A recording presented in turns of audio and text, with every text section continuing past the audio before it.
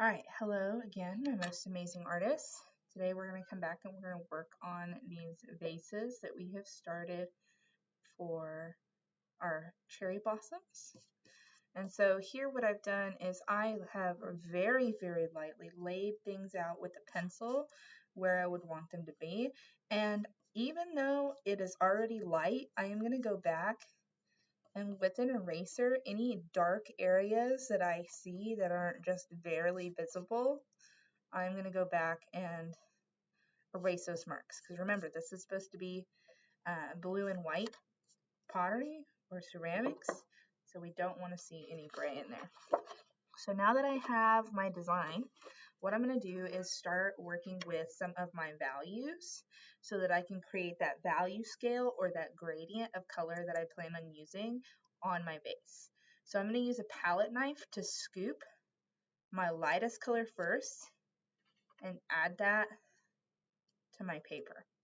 From here, I can make a couple different values. I may even add some more white coming down. And what I want to do is clean my knife off every time I'm going to switch colors or mix a color. So I just cleaned the white off. Now I'm going to go into my next lightest color, which in this case happens to be blue. I don't need that much.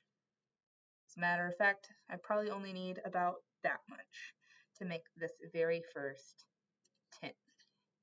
So in this first area here, I'm adding a little bit of blue to make the lightest blue that I'm going to make. And before I start mixing up my other colors, I want to go ahead and use this in the area that I want to be painting in. But for the sake of your time, not having to go back and see the next step later, I'll go ahead and finish this value scale or this gradient for you. So here you can see I still have about that same amount of blue into a little bit less white. And I can make it a little bit darker, but I don't think that's quite enough. So I'm going to take just a little bit more blue here. And I should have cleaned my palette knife. So even though that's the colors we're going to be using, I do want to clean my palette knife off in between because I want to be courteous to other artists who are working at my table using those colors. So here's a lighter blue, maybe like a sky blue, super light blue, like a baby yellow, and then you could maybe even go somewhere in between if you really wanted to try to mix those two values together, but you don't want to go overboard because we do want contrast in our work. So wipe again, add a little more blue this time to that white. Okay. And then the reason I want to wait to do this usually is because other people are going to be using the palette too. And I want to get everything that's going to be this lighter value and then let it dry so that I can add darker values on top, which is why I can mix as I'm going. I also don't want this paint to dry before I get to start painting with that color. That's very common to have happen. So now we have just regular blue, right? Medium, regular, good old blue. Then I'm going to take my lightest color first. So these first three colors that I've made are tints, colors that I've added white to make light. But now what I'm going to do is I'm going to take blue and I'm going to add just a little bit of black to each one of these. And on the very last one, I'm going to add the most black. So you can see I have pretty much the same amount of blue each time, and I'm going to add more black each time. Make sure this palette knife is really cleaned off. And then taking the tiniest, look how small that is, the tiniest amount of black, adding it to this first section of blue. I can always add more, but I cannot remove it once it's in there. So don't go overboard. Black is a very intense color. It has a strong intensity to it. Think about colors that are really intense, like neon colors, okay? Those colors are really strong colors, whereas the color black, or excuse me, the color white is not a strong color. So I can add the tiniest amount of blue to the white to make it really, really, really light blue, and it will go blue very fast. But with the black, adding even just the smallest amount goes a super long way because this is a very intense color. So when I add it, it's going to make it a dark shade very quickly. I'm going to even add some of that over here. That one maybe I went too dark too fast, I think. See, this is what I'm talking about. Clean that palette knife off. Try adding blue. Now the amount of blue that I'll have to add to fix the amount of black in here is a lot, which is why it's important to go a little at a time because it takes a lot of paint to fix those mistakes, especially when you're working with something like white. In this case, I think I've got that back to where I want it to be. There's a nice shade of blue, and then on this last one, I'll mix that black in, and I want to make almost like a midnight blue. So I'm going to take even more black this time, and I'm not so worried about that paint palette since it's just me right now. Okay. And there is pretty good gradient. And these aren't going to be exactly the same every time you do them, and I can show you what it looks like dry.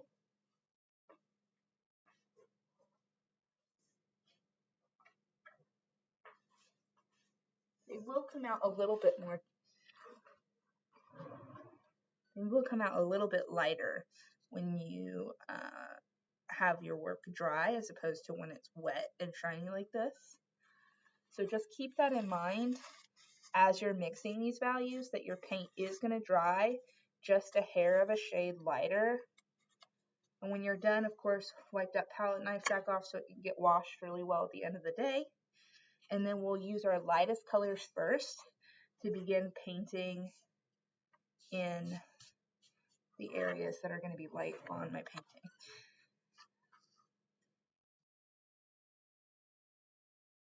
Starting with a wet brush, probably the easiest place to start.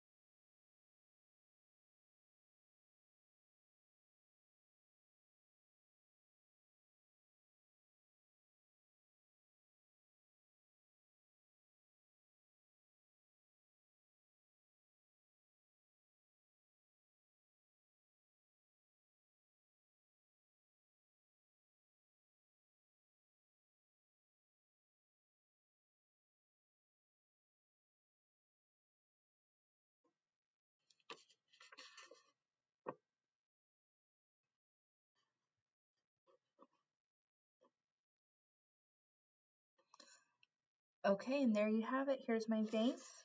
If you take time, you can create a lot of details and you can layer on it. And so what we're going to do next, when this is completely dry, is we'll cut it out and we'll glue it to our background paper. I hope you have fun mixing all of your tints and your shades and exploring the practice of making different values and even a gradient and incorporating that into your Chinese inspired porcelain vase. All right, artists, good luck painting.